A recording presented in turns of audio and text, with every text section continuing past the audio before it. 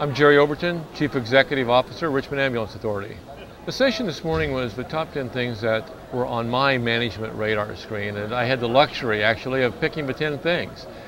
And what I tried to do was convey the 10 things that I actually will look at, not only maybe on a monthly basis, but on a weekly basis and on a daily basis. And those things are the obvious, perhaps, like data and reports. But I wanted to include some of the not so obvious things this morning. For instance, the art and science of management, because we actually manage every day, actually every minute of every day. And the one that perhaps was also perhaps not so obvious was I included one on knowing yourself. Because if you don't know yourself, you're going to find it incredibly difficult to manage. Well, to know yourself, I believe, then you can become an effective leader. By understanding your strengths, your own strengths and your own weaknesses. For instance, one of my weaknesses, I'm an introvert. To be able to understand that, then you need to be able to focus on that. You can concentrate on that and make yourself a better leader, a better manager. I know it's almost a contradiction to think that, okay, I'm a leader in EMS, if I might say that, I guess, and that I'm also an introvert.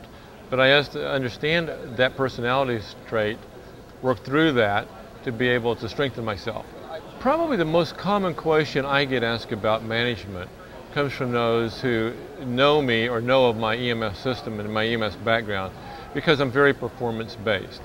And it is, how do you effectively monitor all the things that you do, all the different data, all the different reports, to ensure that response time compliance is being met, that ensure that the QI components of your system are met.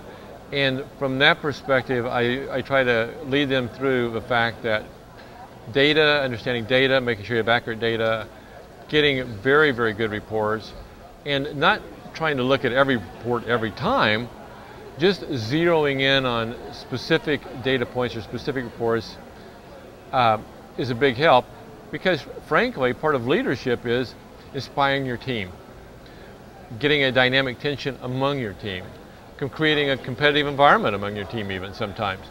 And they're the ones that really are on the front lines of using that data.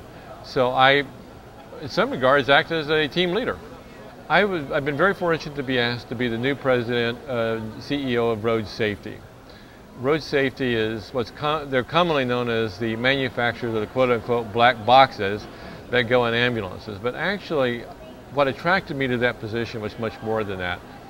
There has been a real lack of emphasis on safety and paramedic safety.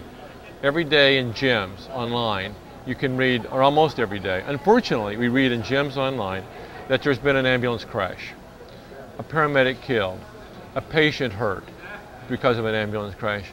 Yet there doesn't seem to be anybody who's really doing that much about it.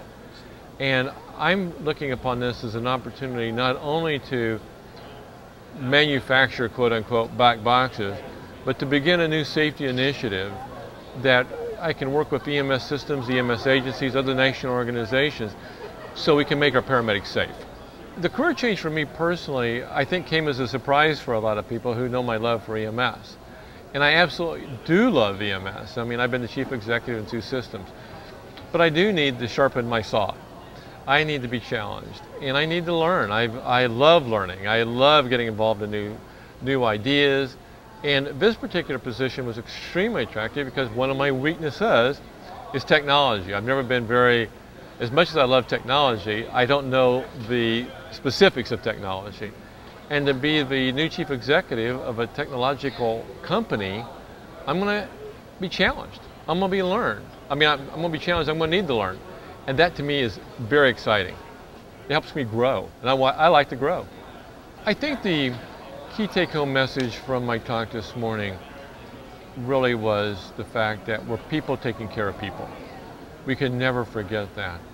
You know, 2 of my top 10 this morning, I really said very little about. I just showed pictures. And those pictures were of our people, our paramedics, our EMTs, our dispatchers, our maintenance workers, and our patients. And they can never, ever leave our radar screen.